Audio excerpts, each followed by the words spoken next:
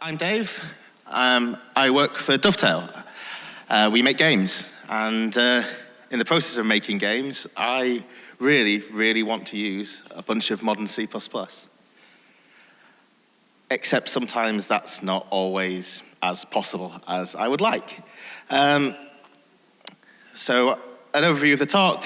I'm going to talk about what I want to write, why I'm not always able to do that, some of the arguments for change, and sometimes some of the arguments for not changing, and how we can find a balance between the needs of the business, the code base, the other programmers, and that overwhelming desire to write the newest and fanciest things.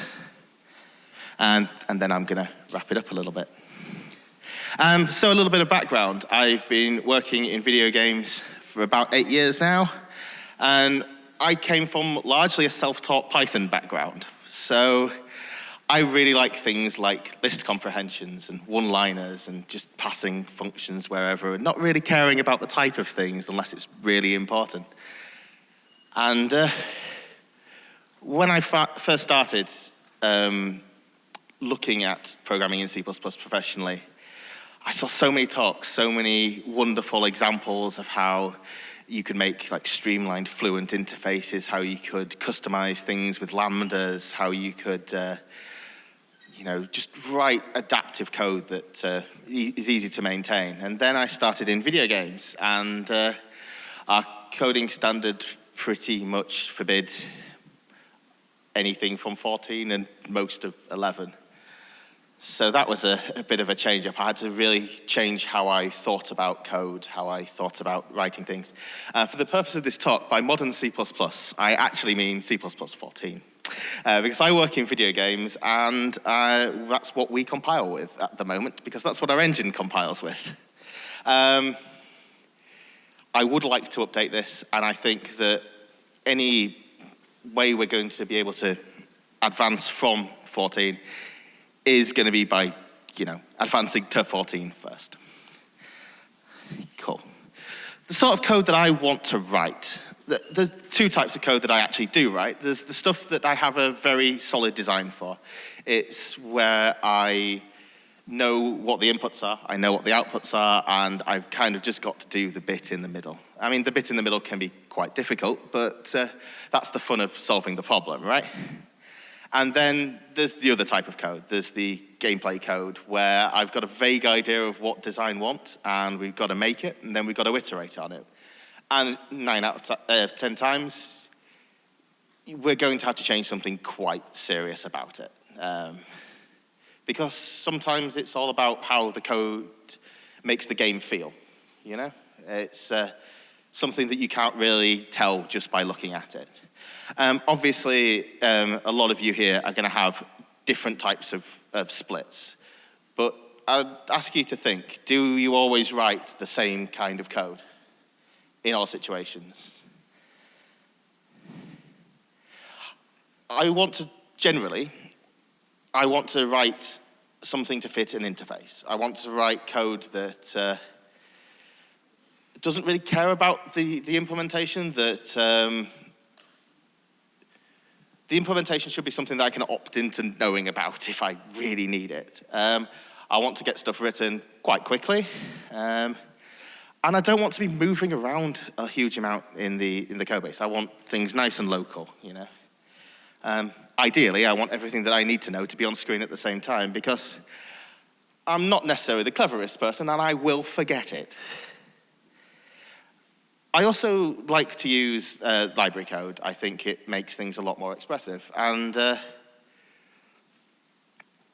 this might not be the standard library. In video games, a lot of engines implement their own library.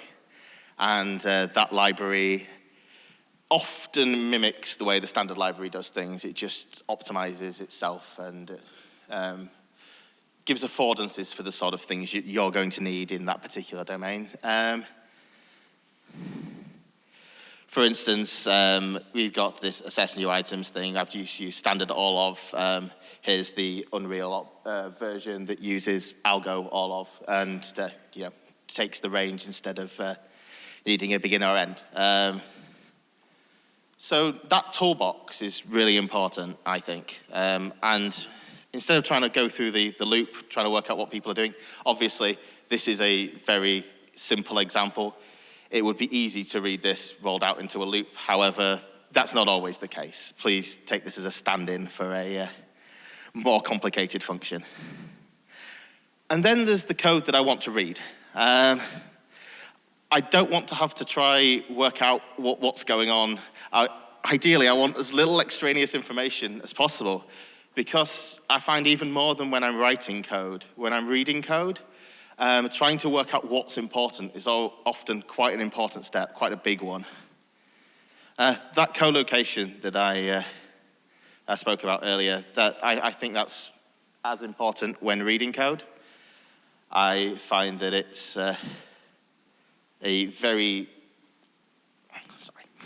having to skip around between different parts of the code base to find out what something's actually doing is, it's distracting. It's awkward sometimes. And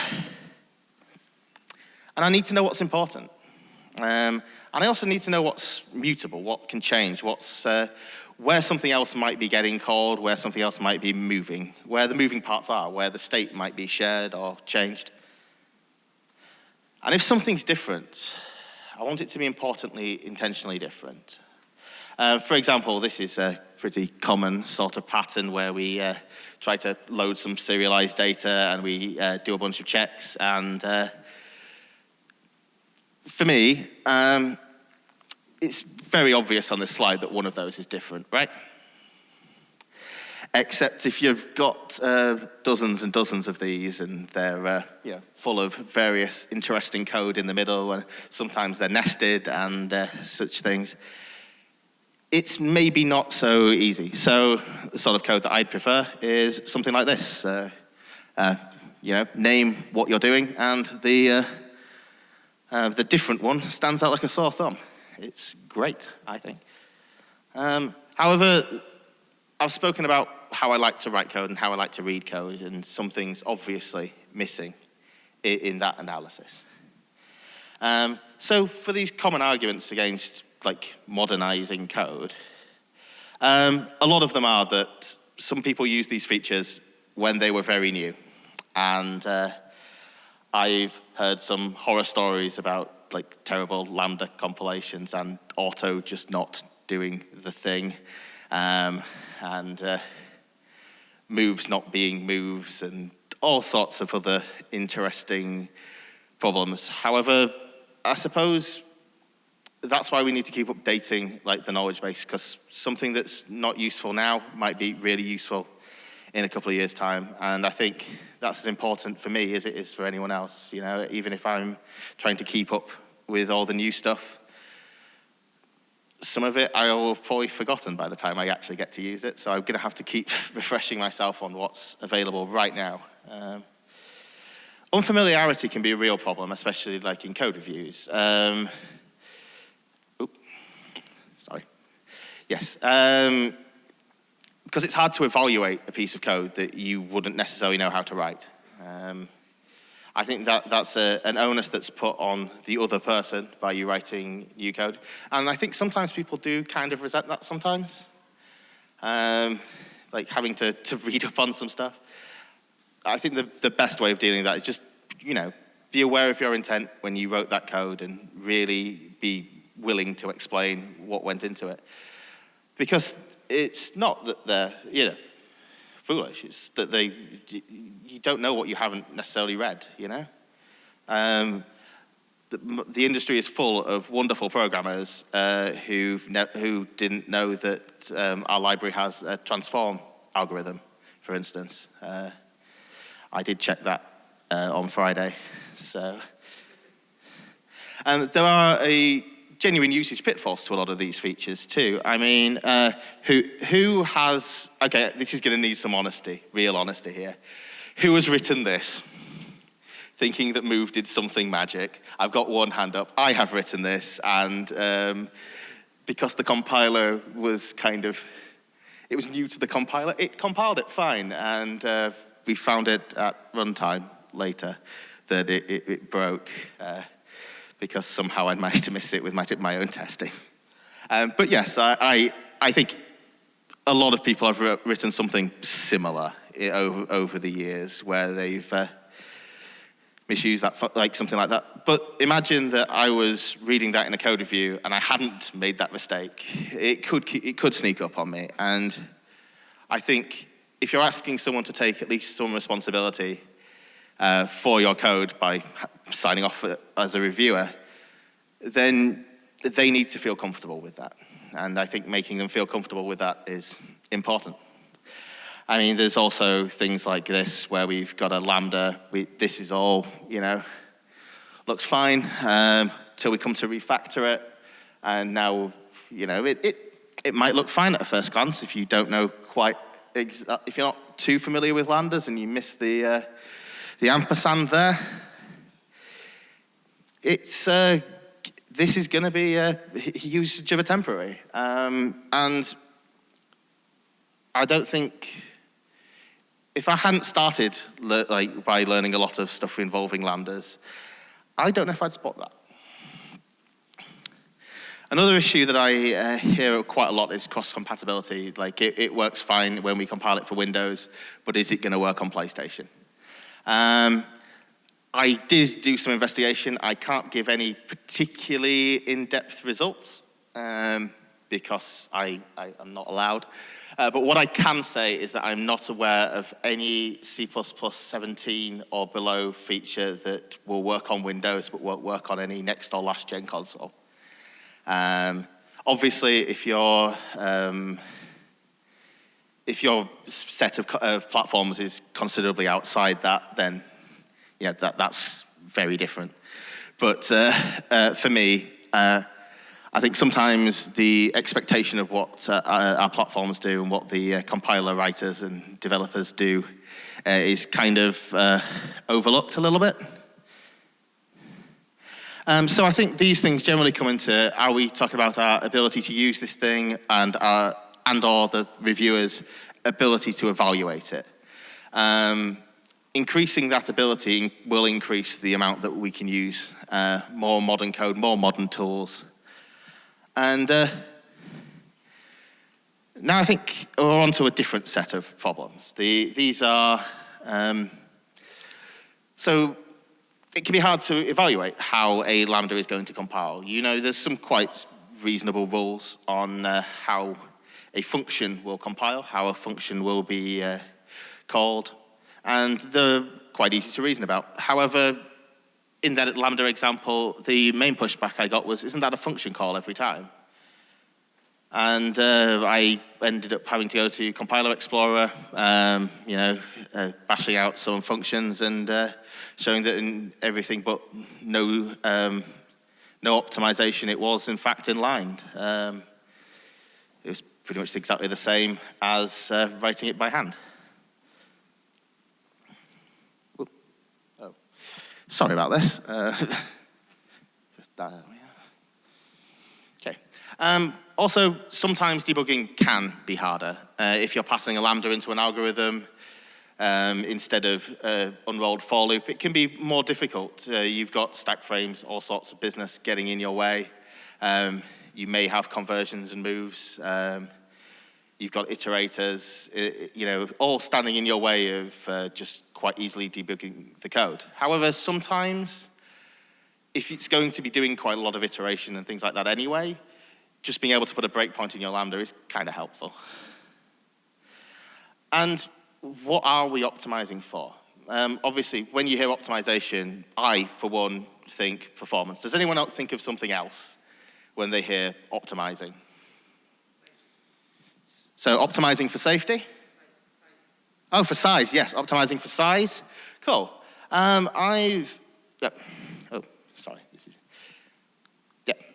So here's a sort of readability thing here. Because I think readability is something that you can optimize for. And we probably should optimize for in some circumstances. Here we've got some snippets from a long, complex function. We create our parameters. We create an alternate set of parameters for doing all the checks. We do these alternate flags, and then we do a check on them sometime later once we've processed through a whole bunch of other stuff. Here, we've got the same thing, but we've used a lambda and an immediately invoked function expression. This means that I no longer have to worry that the new params struct has been, the alternate params struct has been changed. That's one less thing that I have to try keep an eye on as I go through the code. And this is something that has tripped me up before when we haven't realized that something's been changed, when people adding extra clauses further down this function have not realized that this thing has been mutated. And we can get rid of that. And even if you write this and it then breaks things, at least you've exposed what the problem is. So I take these as decision to use issues. Like, was using this a priority, was doing something else a priority? Or were we just falling back to the sort of default decision? Coding standards that I've seen have generally been reserved the use of auto for like exceptional circumstances, like really long types or really contrived values, and occasionally in generic code. So where does that leave us? I spoke at the beginning about writability and readability, but other things that we could optimize our code for: maintainability, debuggability, and performance, and the ability to optimize performance later on. I know there's some overloading there. This slide is kind of the important one, so I've put, you're going to see it again. I pressed the wrong button again. So how can modern C++ help with those various concerns, those 5? Can we use optional to increase readability? I think that's a pretty easy sell, yeah. Knowing that something might be null, might have a null value, might return some sort of sentinel. If you're just returning part of the type and having a value for invalid, then that's kind of easy to mess up if you're not seeing it coming. That the type of the function doesn't describe necessarily what it does, but if you've got an optional, then they need to take the steps to unwrap it, so they need to acknowledge that it could be null. But optional for performance, is that a thing that someone's seen? Anybody? Nope. I didn't think so. I think optional as a way to improve performance might actually work under certain circumstances, but I kind of doubt it. Move semantics for performance, on the other hand, I think generally this is something that I've seen done in optimization stages. I've seen it kind of accepted that this might be used. But the 2 functions here are indicative of something that's almost certainly going to have a copy, something that's going to have that doesn't have as defined an interface. Like, what happens when we put my vector into the second one? What happens if it's full? What happens if it's got stuff in it? What happens if it's empty? What is it expecting? What happens to data that's already in there? With the first one, we've got a much clearer idea of that. We get a whole new vector. That's great. But we're probably going to end up copying it. And, we could, on the callee side, on the caller side, we could then, move the result. But that's putting the onus on the caller to use the function correctly. What is the correct modern way of doing this? And I think there's a variety of ways. Do people have any suggestions? What they think is the correct pattern here? Guy at the back. What was that, sorry? Write my vector directly.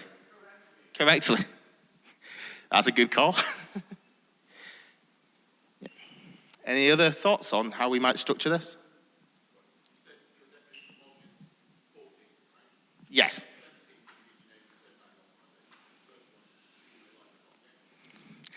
if it happens, if you went to the return values talk yesterday, it doesn't always happen.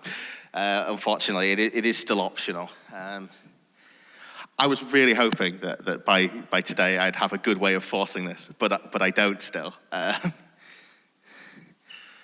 yeah, generally it's something that we do, but it can make the calling code a bit harder to write if you need to do it, if you need to remember to do it. So yeah, auto for maintainability. If I want to change the type as part of my optimizations or similar, auto makes that more easy. But it does auto then impact my ability to debug that code, to reason about it, to find issues. I think with modern IDEs, then that's less of an issue. Well, once you've compiled it, if you're stepping through it in the debugger, if you're able to inspect the objects, then you'd probably be able to inspect it despite the auto. For the ability to optimize, possibly. Like using auto-ref to get the right type, making sure you're not doing any accidental conversions. That can all be useful for optimization. So I think we've maybe got just a positive there. Often I think that what I've found that I can say is it doesn't make it worse, which is a disappointing answer. I am very aware. But it's definitely an answer that's worth giving if someone asks. I think knowing that it's not going to make it worse is definitely answering the question that's been posed to you. And if you can then show that in other ways it's helpful, then, overall, we're looking at net positives. Because, something that I've realized is that there are many ways for me to write and many ways for me to read code.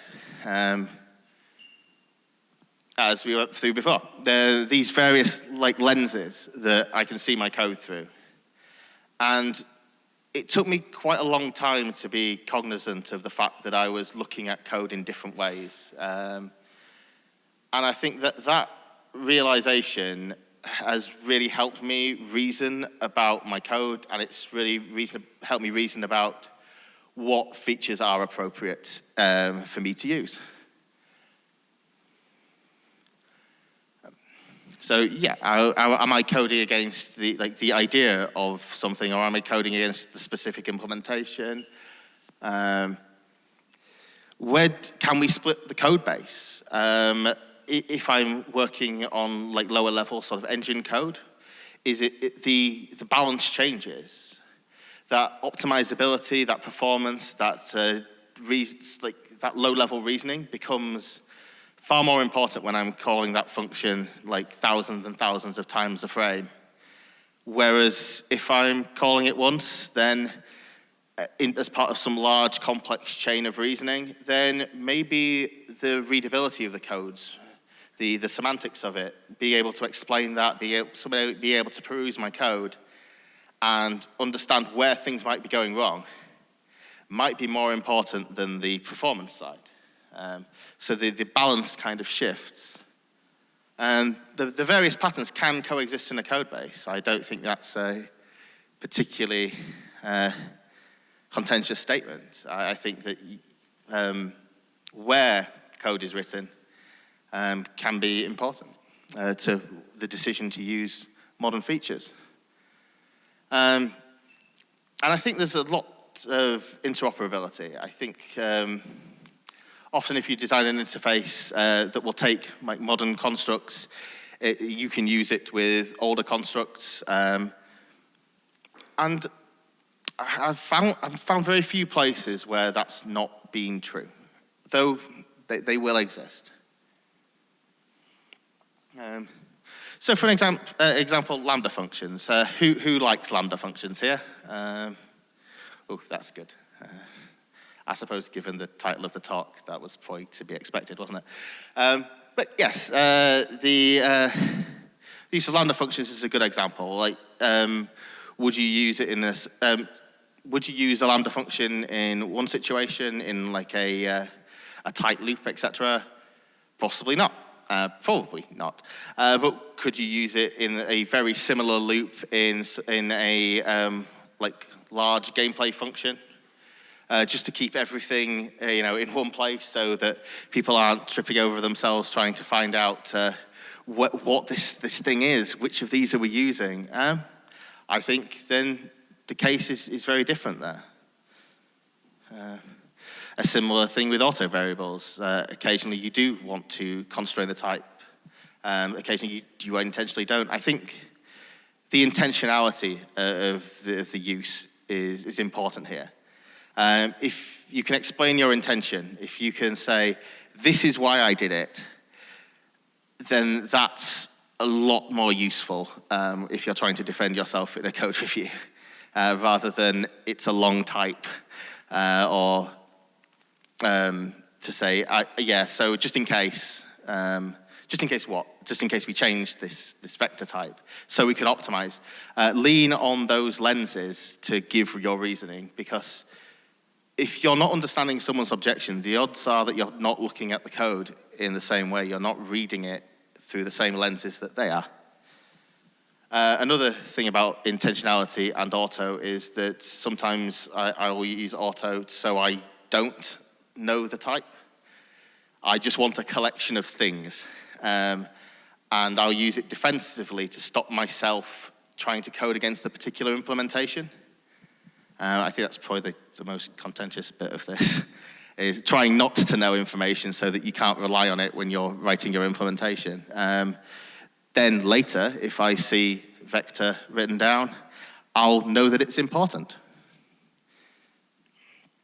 As a kind of aside, the override specifier doesn't make anything worse that I'm aware of. It provides some safety, and it makes code easier to read. It kind of wins on pretty much any of the lenses. Can anyone think of any of those lenses where override is a problem?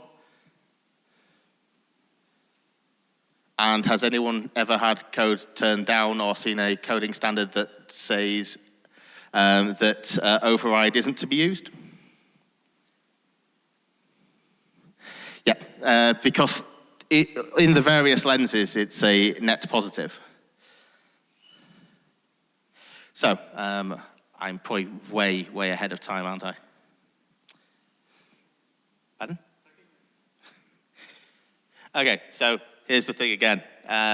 Lenses, this is probably the takeaway that I wanted to give. It's how my looking at code has changed over the years, is when I realized that the first two weren't the main lenses, that then we went back and kind of did everything else. They're all important lenses to think about when making those initial decisions, when writing the code.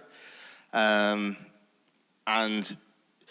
trying to identify consciously the lenses that you're using and that other people are using make it easier to have meaningful discussions about the code, and to work out exactly where you disagree and where you agree. So that is where I was going wrong. I was optimizing almost solely for writability and readability, and if I was aware that performance was going to be important, I was kind of subconsciously kind of gearing that way. But I found once I made it explicit, I was making more intentional, more rational decisions about what I was writing, and was more easily able to stick up for what I was doing, and also more easily able to convince my colleagues to use similar constructs and things, to encourage them to also step into the 2010s. So, a quick point with coding standards is that the coding standard is often designed to facilitate particular lenses. Safety, I think, is one of the major lenses that coding standards are designed for, written to encourage. And in games, performance is another one. You know, a lot of it's hard sometimes to work out why those decisions were made unless you try look at it from those different angles. And some of the things I railed about when I first started working with C++, I kind of now understand. And it's the old, you know, improv adage, you need to know the rules before you can break them. And I'd like to say, one of the best ways to get things modernized is to lead by example. Don't be afraid to stick up for your code, for those decisions, because you made them for a reason, and someone has to go first. Someone has to be the person that's trying to modernize this code base. And if it's not you, then why are you at this talk? Which lenses do you use? Which lenses have I missed out that would be useful for you? And was this talk useful for you? I hope so. Thank you. So the question is, there are ways of programming such as the Mike Acton data-driven design talk, which very heavily lean towards the older style of writing code and shows very good arguments for it. How do I reconcile that with my wanting to write like more Herb Sutter keynote talk typed code? I genuinely think that these can coexist within a code base. I really do. I think there is a time and a place for data-driven design, but it's not everywhere. And one thing that I hope came across is that those lenses exist in every piece of code that I write. However, the relative importance of them does change depending on what piece of the system that I'm writing, you know, what the usage case of this code is. And so, yes, I definitely think that those can coexist and do so harmoniously and get a better code base all the way through, instead of trying to force a paradigm that works in one subdomain into a different subdomain. So in my experience, in really large code bases, especially legacy code bases, when you have a large team of people, there tends to be, you know, bubbles where most people spend almost all of their time or all of their time. And so in that bubble, if it's like they only do the really low-end driver stuff, they have one lens that they always look through. But inevitably, you will have to cross barriers. So what can be done to like teach people to switch lenses and understand the need for reprioritizing instead of just looking through this lens at all code everywhere?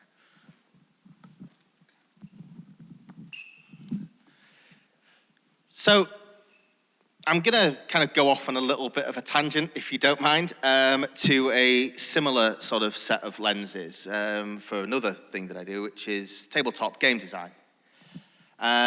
So there are various schools of thought on this. There are various types of game. There's like the sort of old school essentials D&D stuff. There's like the powered by the apocalypse narratively stuff. There's a whole like genres of game with different lenses. And if you take any of these games and look at it through a different lens, the design is going to look absolutely terrible. But these are fun, interesting games for a lot of people. Often, the first step is explaining that the lenses are there. For me, for the early part of my career, I didn't know they were there, and that just led to frustration when I couldn't use the tools that I thought were right for the job. Because I wasn't able to articulate that I was looking at it through a different lens. I wasn't able to meaningfully compare what I was saying with what they were saying because of that miscommunication. I think it's just sometimes clarifying that these things are there and that we all have them sometimes is the first step to being able to work well with the code reviewer instead of like antagonistically. The question was, what approaches do I take to training my staff? And the answer is currently I don't have any at the moment. But what I am doing is I am taking the time to explain things thoroughly, explain the decision-making process to other members of my team, explaining why it might be useful in other situations, instead of just trying to get the code review passed, get it passed with understanding, talk about it with my lead, with other seniors and principal programmers.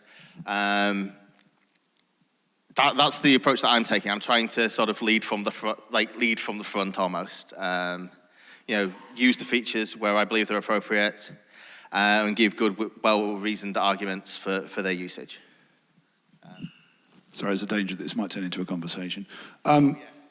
Yes, possibly. I only ask because I'm in game development, and I think the most profound change that our team experienced was when we hired in training. And, I would recommend it, certainly. But, obviously it can be costly, although you can group together with other game studios and say, hey, let's all do some training. Do you find, though, that people are resistant to change more through ignorance or through reliance on old mechanisms, or why are people so hard to shift? That's the question. I've generally found that it's, especially with library features, it's just that people don't know they're there. Like, you can't reach for something in the toolbox if you don't know it's in the toolbox, And I did this as I mentioned, a bit of a pop quiz on Friday after the stand-up, seeing what people knew was in the Unreal's headers in their sort of standard library implementation. And surprisingly, I don't think either of them knew that optional was in there, which was a real surprise, because I've used it in our code base. And I think often it's just that these things aren't really discoverable in some ways. Language features tend to be more so. But sometimes the use cases kind of aren't discoverable. And that's kind of where I think a lot of this comes from. And obviously, it's a big ask to ask someone to take ownership of a piece of code that includes things they didn't know existed. It's an ask, and I think you've got to be cognizant of that. Sorry, I didn't really have I answered the question? I'm not sure. Yeah. But I do agree that training in these things would be fantastic, and but if your organization isn't setting up the training, get people to ask you questions, present yourself as being approachable and not defensive in these reviews and checks and in bug hunts, and I think people will start coming to you and asking what does this do? I've had it happen a couple of times, and it's been, good for the both of us. Sometimes it's good to have to explain your code, It really makes you think about it in a different way. So the question is, how would you go about introducing this sort of stuff into a legacy code base? And I'm afraid that my answer is probably one word, and that's slowly. I have had some luck introduce it, with refactoring, and unfortunately, I don't know. When you say at scale, it could mean the sort of things I was doing. Hundreds of files. It could mean thousands. It could mean millions of lines. And unfortunately, on the upper end, I genuinely can't say. But for the stuff that I'm doing, the first step is going to be making sure that the new code you write is using where you can. And then you can spread out from there. Unless we're in a period where things are kind of a bit tense, we can't afford for anything to slip through. When code reviews get very conservative, I generally try to not be afraid to modify a legacy interface if I'm writing new code that uses it. especially if, you know, I kind of now own that area as well. So don't be afraid to make like the second change, you know. Just I've found changing that extra file sometimes has really paid off for me, you know, later down the line, letting me write code, make better, more effective code at another point that also touches on that that component. You mentioned coding standards during your talk. I wondered how you derive your coding standards, whether you rely on any external ones, like the core guidelines or the Google coding standards or things like that, and to what extent you think game development is really the special snowflake that requires its own coding standards. So our coding standards, because we use the Unreal Engine, start with the Epic coding standards. And those are slow-moving and quite conservative. And this is going to sound really mean, but possibly exist to justify some of the decisions that they made earlier on. So yeah, ours is based on an external engine, and I think that really does change how much we can change our coding standard. It's not like we can't just decide that we're using a different C++ version because the engine isn't compiled and tested under that version, unfortunately. So we're kind of stuck with 14 for now until we do a large time-consuming upgrade process. So I think some of the decisions in our coding standard reflect that. And I think that is a bit of a special case. But when we're writing our gameplay logic, like, there's little reason that I can see that we wouldn't adopt newer practices. Obviously, if you're adapting stuff in the engine, I would say probably you should follow the coding standard for the external code that you're modifying.